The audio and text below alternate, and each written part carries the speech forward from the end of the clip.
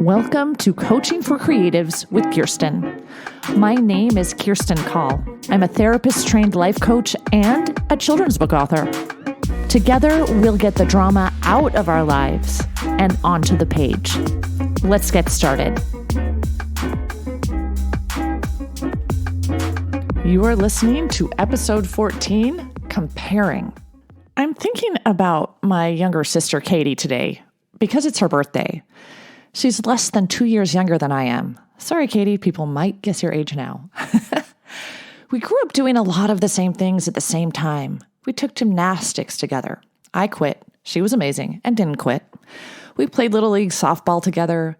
We took AP history together. Even though I was 2 years older, she was very capable and did better than I did in that class. The thing is, though, we are very different, even physically. I'm 5'8", she's 5'3". I have wild and wonderful curly hair. She has beautiful, shiny, straight hair. And our personalities are different, too. She's expressive and sensitive and oh so capable of pretty much anything. She's very good at becoming an expert, be it taekwondo or knitting. Seriously, when she knitted an entire dress, including knitted flowers, I wasn't surprised. As for me, I knit only scarves. That's the best I can do. Although as kids, we did a lot of things together, we also diverged. I wanted Katie to take Spanish with me. She took German. I wanted her to run track with me. She chose not to. I wanted her in the band with me. She played the viola. I didn't really get why she didn't want to do all the things with me. But later we both realized she didn't want to be compared to me. I think that's funny because really, Katie is so incredibly magnificent at everything she does. So let's talk about comparing. It happens a lot, right? Why do we compare? Well, our brains are wired to compare. It's normal as a human being to notice and categorize differences. Even as toddlers, we notice if we get less cake than our sibling. As kids, we start comparing our clothes or cars or houses to other kids. As adults, we compare concrete things like jobs and degrees and bodies, but also less concrete things like abilities and talents. That person writes better than I do, or she's a better mother than I am, or she's more fun or more organized. We think thoughts like, I wish I was, I wish I could.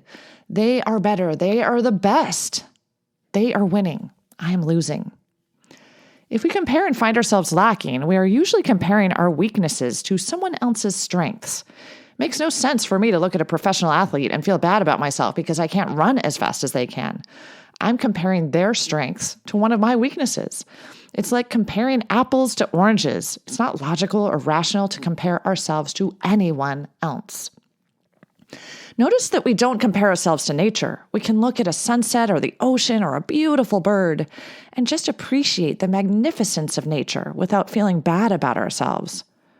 We aren't comparing ourselves to nature, right?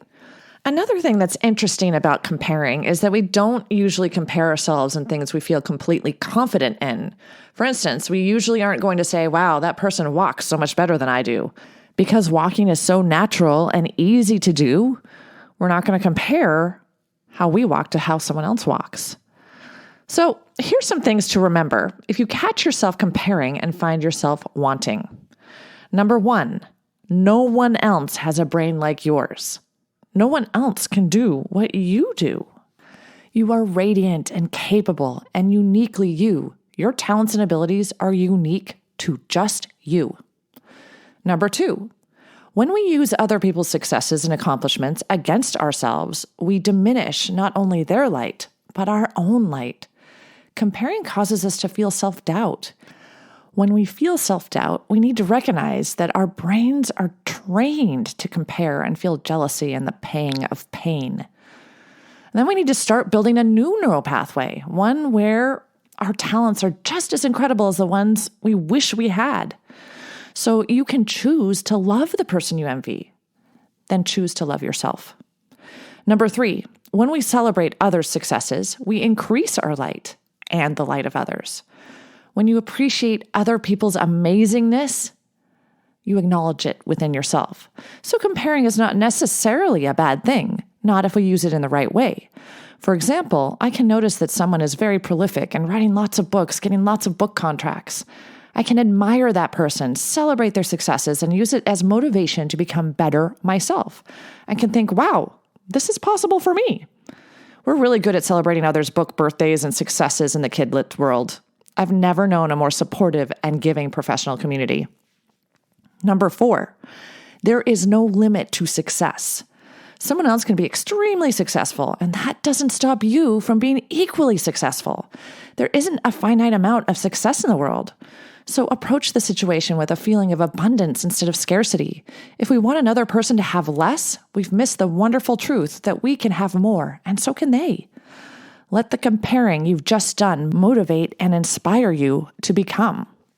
Number 5, life is 50-50. We can look at someone like Reese Witherspoon, who is a movie star and has a really cool book club, and say, her life is pretty much perfect, so much better than mine. But recently, she announced she was getting a divorce. So her life is incredible and also horrible. Just like any other person on the planet, life is 50-50. Number 6, there is no one more worthy or better than anyone else. We are all equally worthy. Worth is not based on accomplishments or success. Worth is intrinsic and constant. Everyone is magnificent in their own way. Compare yourself to other people to feel good about the world and everyone else. So, when you notice yourself comparing, use that comparison to love yourself and to love others, because nearly always, love is the answer. Until next time, keep smiling. If you like what you've heard, check out my Get Yourself Unstuck program. Go to KirstenCall.com. That's KirstineCall.com and schedule a free consultation today. Coaching for Creatives is produced by Kirsten Call. Music and audio engineering by James Call.